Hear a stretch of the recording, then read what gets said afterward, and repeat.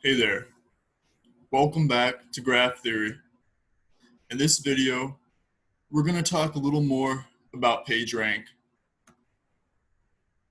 In last week's videos, we discussed graphs, directed graphs, and then we learned about the PageRank algorithm and how you can apply it to a directed graph.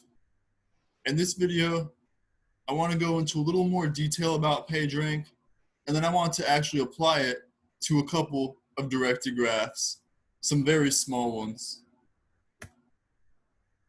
So in PageRank, we have a web surfer. The web surfer has a probability of being at each website currently, and we represent these probabilities with a vector. And the probability that the surfer is at the ith website will be the ith coordinate of this vector. The vector is a row vector, and we call it v. So based on the definition that I just gave for v, the length of v is going to be the number of websites on the internet. And this internet might be the internet we usually use, or it could be any internet that we want to apply PageRank to. Now for some fixed constant a between 0 and 1, non-inclusive, with probability a, the surfer will use a seed vector s. S is a fixed vector. And the surfer will choose its next site going to the ith site with probability s sub I being the ith coordinate of s. And this happens again with probability a. Now in all other cases, with probability 1 minus a, the surfer will use a lazy random walk to choose its next website.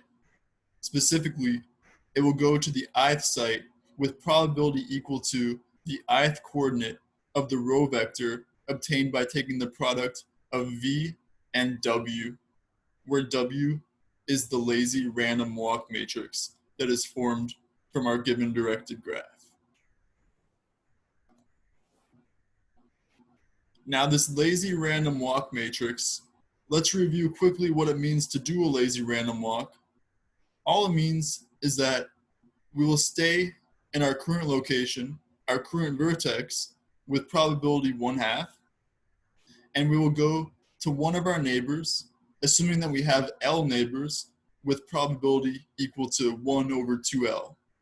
And you can see that if you have L neighbors, then we get L times 1 over 2L plus the 1/2, and these probabilities add up to 1.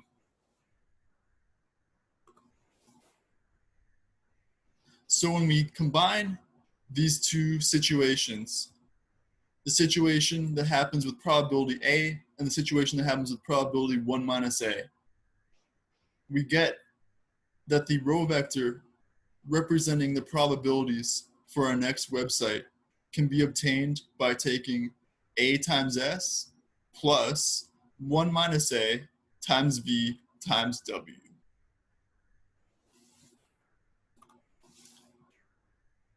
Given that row vector for our next website, we'll define a function f of v, which is equal to that row vector. So f of v equals A times S plus 1 minus A times V times W. And just to recap, A is a parameter. It is fixed. S is also fixed. It's a seed vector that we choose. And W is based on our directed graph. So whichever internet we're applying this to, that will determine W. So our function f of v gives us a row vector with the same length as v. And it is the row vector that represents the probabilities for our next website. What do we want to do with f of v for PageRank? All we want to do is find a fixed point of it. In other words, we want to solve for some v such that f of v equals v. So this is what we want to do. We want to find some v such that v equals as plus 1 minus a times v times w. So we can do a trick here that works a lot for a lot of different kind of problems when you have some kind of equation with the same variable on both sides. What do we do? Well, you probably have seen this one back in algebra. We're going to do some substitution. We'll substitute for the v on the right. We know that v equals as plus 1 minus a times v times w.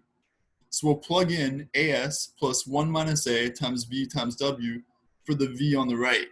And that gives us that v equals as plus 1 minus a times asw plus 1 minus a squared times v times w squared. We can actually just repeat what we just did. So that rightmost v that we see in that equation in the second bullet, I can substitute again using the v in the top bullet.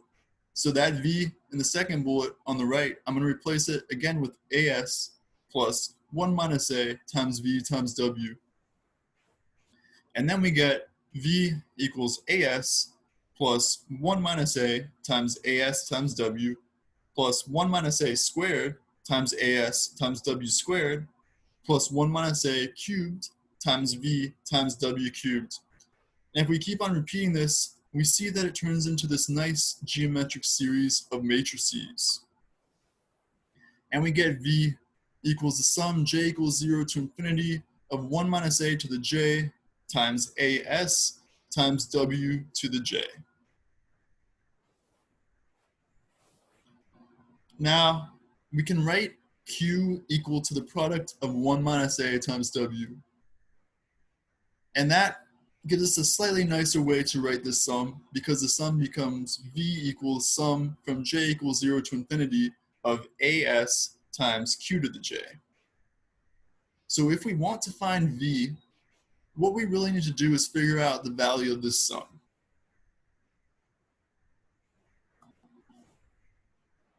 And in order to get the sum that we're looking for, what we need to figure out first is the sum without the as part.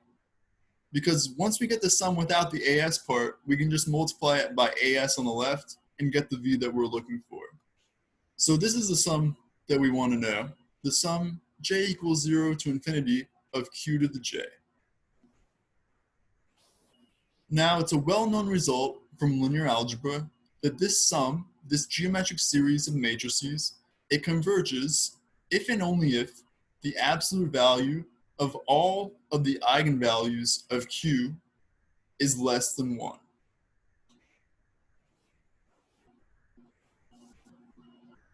Now let's look back at the definition of q.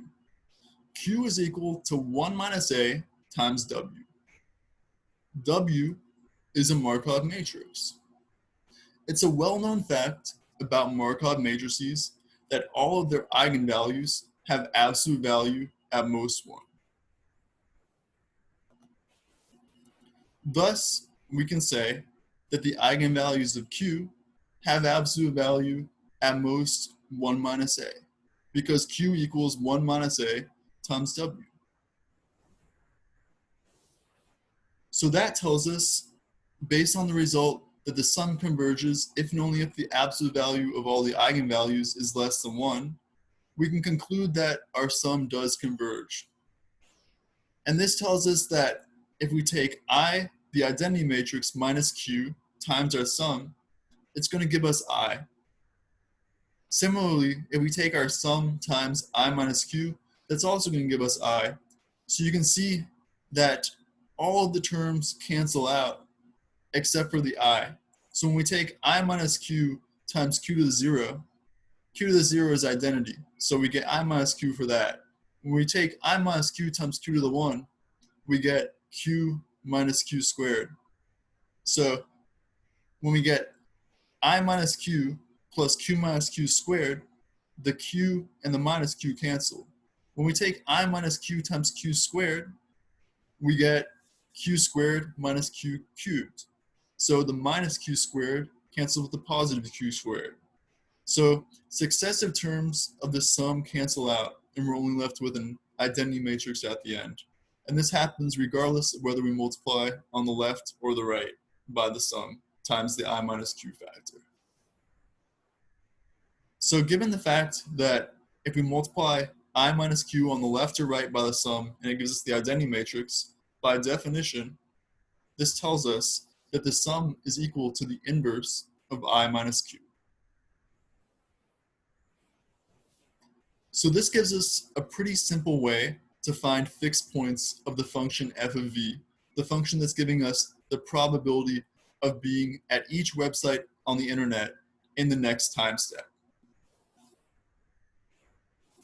So all we have to do to find this fixed point in v is to define q equal to 1 minus a times w, where w is our lazy random walk matrix, and then we calculate a times s times the identity matrix minus q inverted.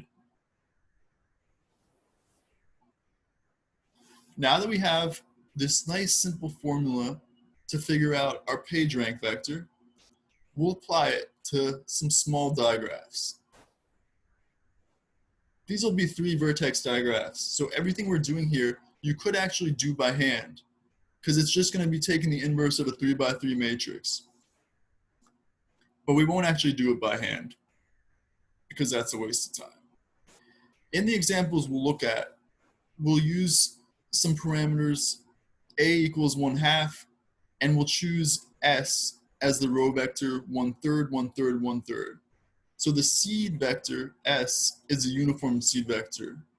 We could also choose a personalized seed vector. So if it happened that your favorite website was website 1, we might want to choose s equals to 100. If your favorite website was website 3, we might want to choose s equals 001. If you really don't like website 2, we might choose s equals 1/2, 0, 1/2. So we can choose s based on the user, based on the surfer. But after s is chosen, it becomes a fixed parameter, and our calculation will use that fixed value of s. So for these examples, we'll keep s the same. We'll just use this uniform s. But if you want to try at home, you can switch s and see that it works with any choice you make for s, as long as the coordinates represent probabilities. So let's look at our first example. In this example, we have a digraph with only 3 vertices. So this represents some internet with only 3 websites: website 1, website 2, and website 3. Now in this really small internet, website 1 has a link to website 3, but it has no other links. Website 2 also has a link to website 3, but it has no other links. Website 3 has no links at all. So website 3 is linked to by website 1 and website 2, but website 3 doesn't link to anyone else. So let's figure out our lazy random walk matrix. In order to get that lazy random walk matrix, we'll first calculate our random walk matrix P, and then we'll calculate the identity matrix plus P over 2 to get our lazy random walk matrix. So from our digraph, we see that the random walk matrix is given by 001 for each row. So 001 repeated 3 times. So it's actually not a random walk, it's a deterministic walk.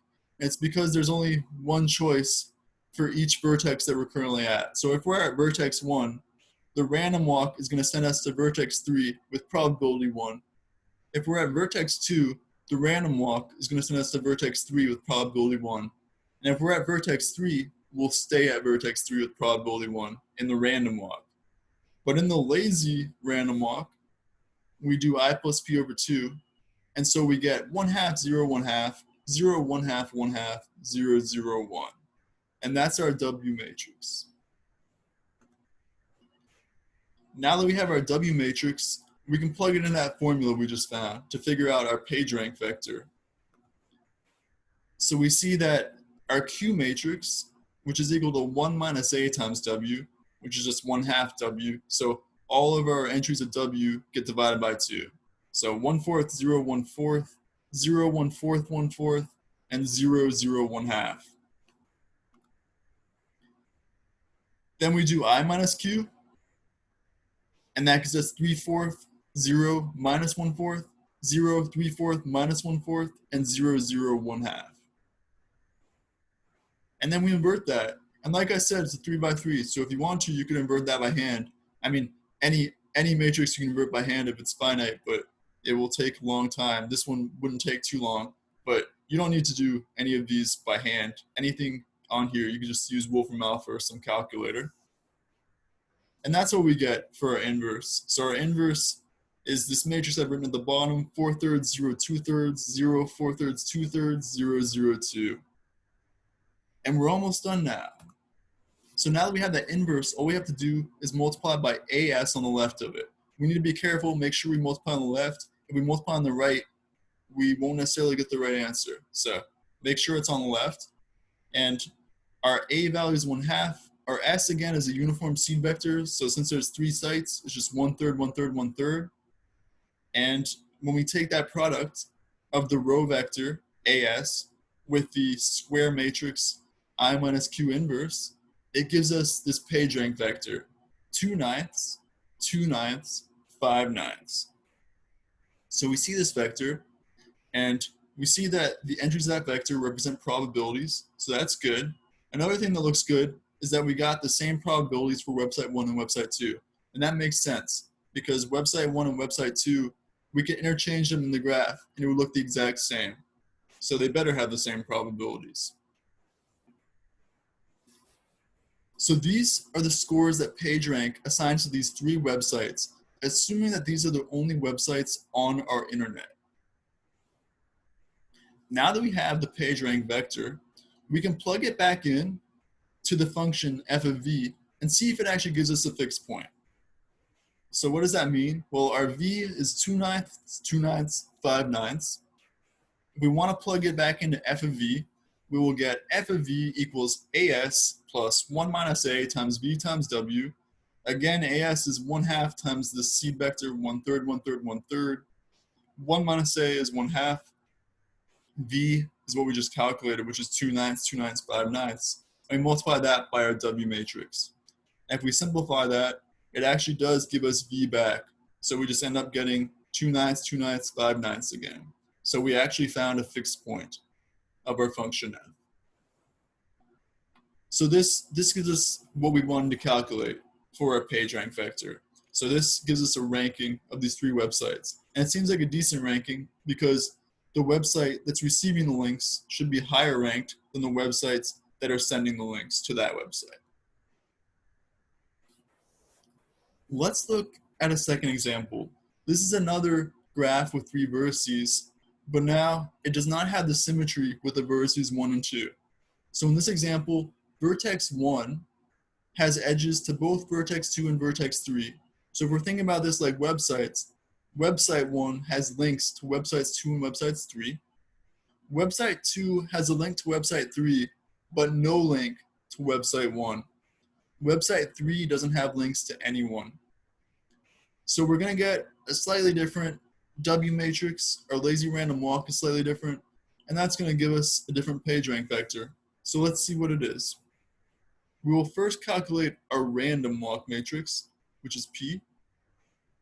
And for P, instead of the P that we got last time, which was deterministic, we actually get a P this time that has some randomness.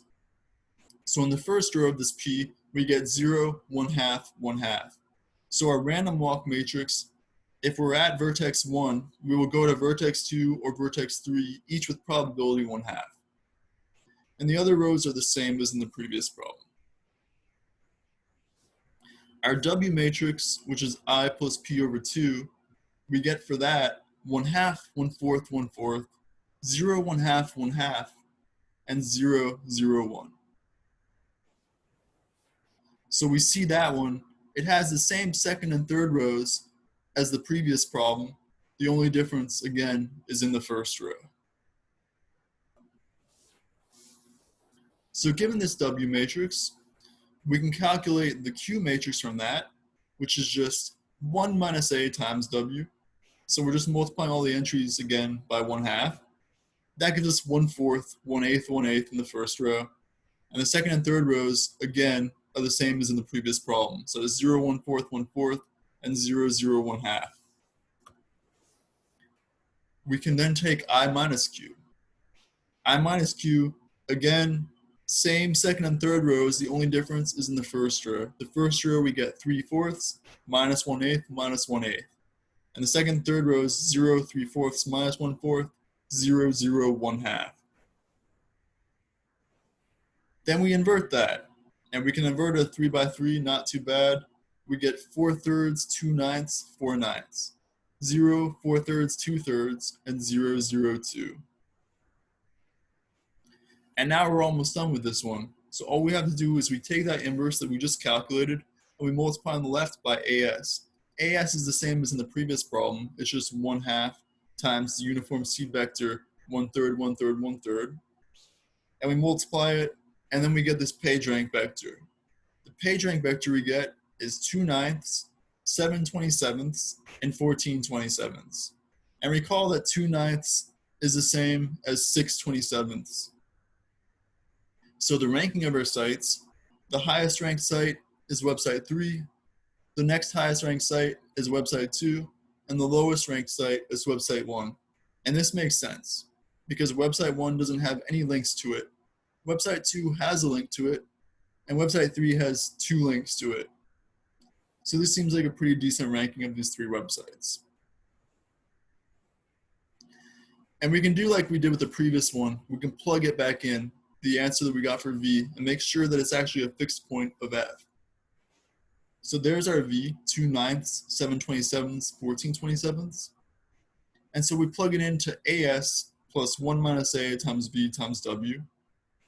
And when we simplify that, we get the same V back. So the quantity on the right is just V, 2/9, 7/27, 14/27. So we saw with both of these examples that if you want to implement PageRank on a small network, it's not too hard. So what we just did with both of those examples, we could easily write a program that would do exactly that for any given directed graph. And then using the scores that we calculated, so using the PageRank vector that we find, which gives us scores for each website, this gives us a way to rank websites on search engines. So if someone uses some search engine, they put some keywords into it, the search engine will spit out any relevant results, and it can rank those results in order of the scores provided by their PageRank vector. So that brings us to the end of this video. Thanks very much for watching. See you next time.